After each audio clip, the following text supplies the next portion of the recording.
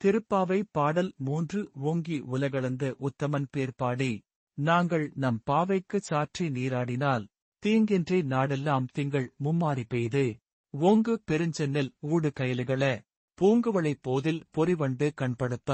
தேங்காதே புக்கிருந்து சீர்த்த முலை பற்றி வாங்கக் குடம் நிறைக்கும் வள்ளல் பெரும்பசுக்கள். நீங்காத செல்வம் நிறைந்தேலோர் எம்பாவாய். பொருள்: சிறுமியரே, நம் பரந்தாமன் வாமன அவதாரத்தில் 3 அடிகளால் விண்ணையும் மண்ணையும் அளந்து தன்னுடையதாக்கிக் கொண்ட உத்தமன். அவரது சிறப்பைக் குறித்து பாடி, நம் பாவைக்கு மலர்கள் சாத்தி வழிபடுவதற்கு முன் நீராடச் செல்வோம். இந்த விரதமிருப்பதால் உலகம் முழுவதும் மாதம் மும்முறை மழை பெய்து தண்ணீர் இல்லாத குறையைப் போக்கும். மழை காரணமாக வயல்களில் செந்நெல் செழித்து வளரும். மீன்கள் வயலுக்குள் பாய்ந்தோடி மகிழும். குவளை மலர்களில் புள்ளிகளையுடைய வண்டுகள் தேன் குடிக்க வந்து கிறங்கி கிடக்கும். வள்ளல் போன்ற பசுக்கள் பாலை நிரம்பத் தரும். என்றும் வற்றாத செல்வத்தை இந்த விரதம் தரும். விளக்கம்: திருப்பாவை என்றாலே கிருஷ்ணாவதாரம் குறித்து பாடப்படுவதுதான். அதிலே முதல் 10, அடுத்த 10, அதற்கடுத்த 10 என 3 பிரிவாக்கி அதற்குள் ஒரு பாடலில் வாமன அவதாரத்தைப் பாடுகிறாள் ஆண்டாள். திருமாலின் பாதம் பட்டால் மோட்சம் நிச்சயம்.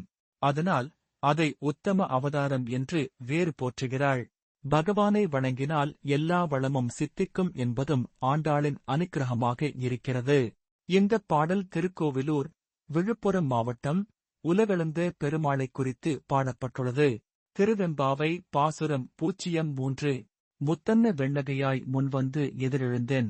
அத்தன் ஆனந்தன் அமுதன் என்று அள்ளுரித் தித்திக்கப் பேசுவாய் வந்துன் கடைதரவாய்.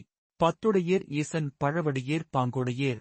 புத்தடியோம் புன்மை தீர்த்து ஆட்கொண்டால் போலாதோ. எத்தோ நின் அன்புடைமை எல்லோம் அறியோமோ. சித்தம் அழகியார் பாடாரோ நம் சிவனை. இத்தனையும் வேண்டும் எமக்கு ஏல் ஓர் எம்பாவாய். பொருள்: முத்து போன்ற வெண்ணிற பற்களைக் காட்டி சிரிக்கக்கூடியளே, சிவ பெருமான் என்னுடைய தலைவன், ஆனந்த மயமானவன், அமுது போல் இனிமையானவன். அதனால் இனி நீங்கள் வருவதற்கு முன் நான் எழுந்து தயாராக இருப்பேன் என வாய் தித்திக்கும் வகையில் இனிப்பாகப் பேசுவாயே. இப்போது இன்னும் உறக்கம் கலைந்து எழுவதற்கு மனம் இல்லாதவளாக இருக்கிறாயே. வந்து உன் வீட்டின் கதவை திற என வெளியில் இருந்து ஒரு தோழி சொல்கிறாள். அதற்கு வீட்டிற்குள் இருந்து பதிலளிக்கும் பெண்: ஈசன் மீது தீராத பற்றுடையவர்களே, நீங்கள் பழங்காலமாக இறைவனை வழிபட்டு பக்தி செய்த அனுபவம் உடையவர்கள். நானோ புதிதாக பக்தி செய்பவள்.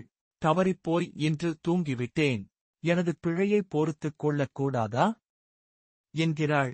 அதற்கு வெளியில் இருக்கும் தோழிகளில் ஒருத்தி: நீ ஈசன் மீது எத்தனை அன்புடையவள் என்பதை நாங்கள் அனைவரும் அறிவோம். நமக்குள் பழையவர்கள் புதியவர்கள் என்று பேசிக்கொள்வதில் அர்த்தமில்லை. நாம் அனைவரும் செய்ய வேண்டியது ஒன்றைத்தான்: ஈசனின் புகழைப் பாடி அவரது மலரடிகளை பணிய வேண்டும் என்கிறாள். விளக்கம்: இறைவனுக்கும் அனைவரும் சமம் என்பதையே இந்த பாசுரத்தில் மாணிக்க வாசகர் தெளிவுபடுத்துகிறார். நான் பல ஆண்டுகளாக பக்தி நெறியை பின்பற்றுபவன், எனக்கு எல்லாம் தெரியும். நீ இப்போது வந்தவன் என யாரையும் குறைவாக மதிப்பிடக்கூடாது. சிறுவனாக இருந்து முருகப் பெருமான்தான் தகப்பன் சிவனுக்கே பிரணவ மந்திரத்திற்கு பொருள் கூறி தகப்பன் சுவாமி என பெயர் பெற்றார். பக்திக்கு சிறியர் பெரியவர், ஆண் பெண் என்ற எந்த பேதமும் கிடையாது. உலக உயிர்கள் அனைத்தும் தங்களுக்கும் ஏற்ற தாழ்வை எண்ணாமல் இறைவனின் திருவடிகளை இறுகப் பற்றிக் கொண்டு இந்த பிறவி என்னும் பெருங்கடலை கடக்க வேண்டும். ஜீவாத்மாக்கள் அனைவரும் பரமாத்மாவுடன் ஒன்று சேர்வதையே நோக்கமாகக் கொண்டு வாழ வேண்டும் என்பதை இந்த பாடலின் கருத்தாகும்.